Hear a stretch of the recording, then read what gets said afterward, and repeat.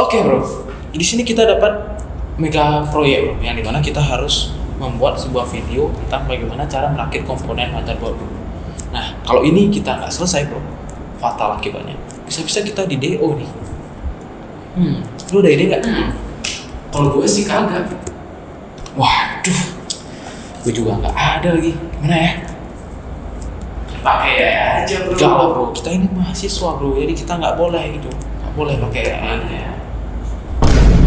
Kalian berdua pusing. Udah, nggak usah pusing. Nih videonya. Yo guys, kembali lagi bersama saya Gunawan.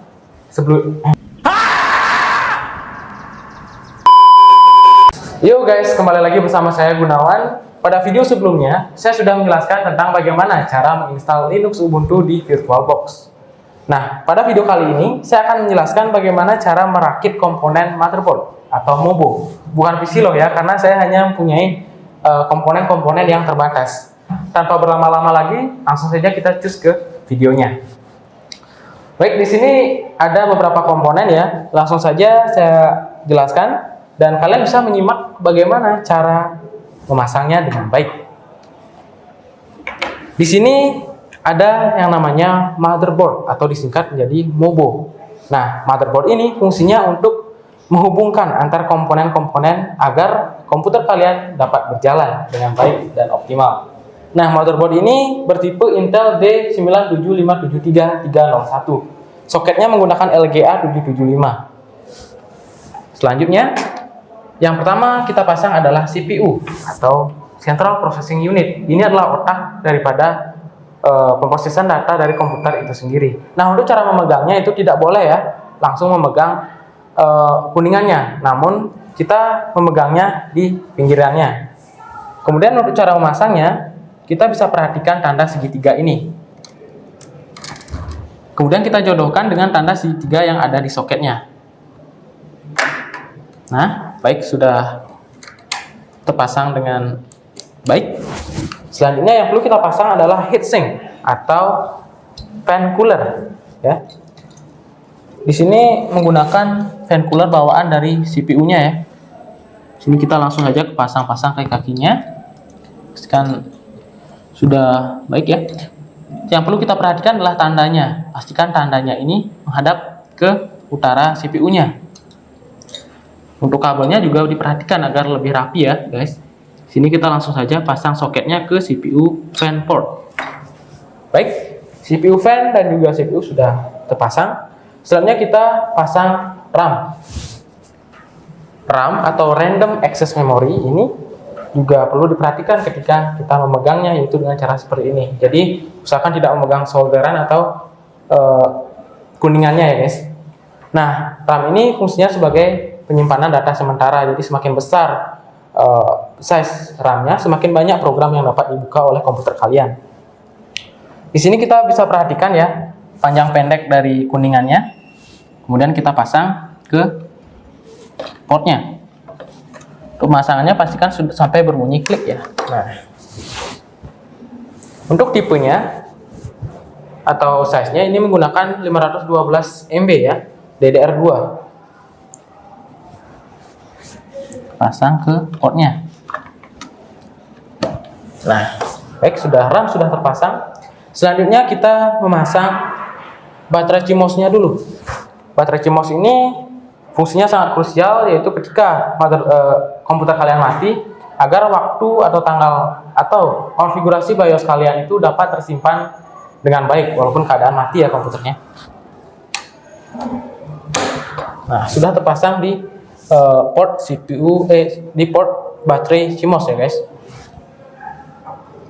Selanjutnya kita pasang ini disebut dengan network adapter atau WiFi card ya, sering banyak namanya. Ini menggunakan tipe Bluelink ya, BLP20G 54 Mbps. Kita pasang di port PCI 1. Pemasangannya juga diperhatikan ya. Di sini sudah ada tanda-tandanya, jadi gampang ya. Ini ada panjang pendeknya. Ini sudah terpasang dengan baik. Selanjutnya yang perlu kita pasang adalah hard disk. Hard disk ini fungsinya untuk menyimpan data secara permanen. Ini menggunakan Seagate ya, 160 GB. Dihubungkan ke motherboard dengan kabel SATA. Ini bisa di SATA port SATA 0 ya guys, biar lebih rapi. Kemudian bisa dipasang di kabel SATA-nya. Ini sudah berbentuk L jadi lebih gampang ya. Selanjutnya yang perlu kita pasang adalah DVD ya, DVD drive menggunakan ini disebut dengan kabel IDE atau ATA ya guys. Ini bebas saja mau pasang yang mana, tapi agar estetik kita pasang menggunakan kabel biru di sini. Sudah ada tandanya juga, jadi lebih gampang ya guys. Pasang, oke sudah. Kemudian kita pasang ke DVD drive-nya. Nah, DVD drive ini fungsinya untuk membaca jika kita menggunakan CD-ROM ya guys.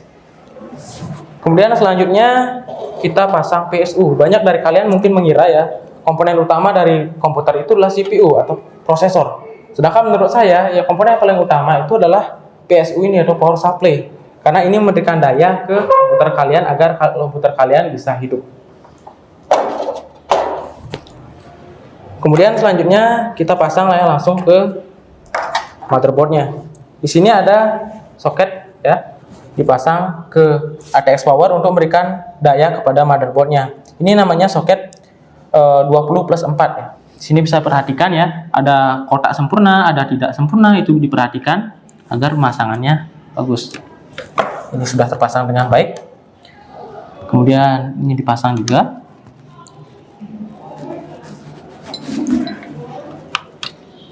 Baik, sudah. Kemudian kita berikan daya ke CPU-nya menggunakan soket ATX CPU.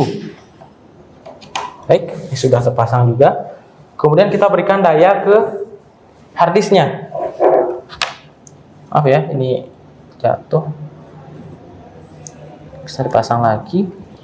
Dan ini juga gampang ya guys, ini sudah ada tandanya, tinggal kita pasang saja di sini portnya. Nah, selanjutnya kita berikan daya ke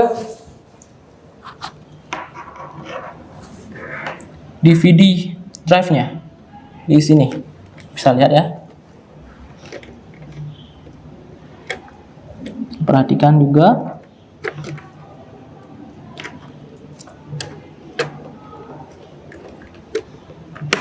Oke, ini sudah terpasang dengan baik ya.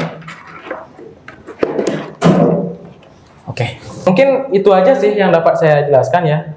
Tips dari saya adalah jangan buru-buru guys ketika merakit sebuah komputer, karena hal yang perlu diprioritaskan adalah ketelitian. Sehingga jika kita pelan, otomatis ketelitian kita akan bertambah, sehingga pelan itu justru lebih cepat. Kemudian yang kedua, perlu diperhatikan juga posisi atau cara kita memasang komponennya. Jika kita terlalu memaksa komponennya, berarti itu ada yang salah guys, mungkin caranya atau posisinya yang salah. Jadi itu aja sih, sampai jumpa di video selanjutnya. Yo, oke, udah ya. Mungkin capeknya ntar di kabel doang sih. Buset, gede, keren segitu ya. Bisa gitu ya. Dia siapa, Cuk?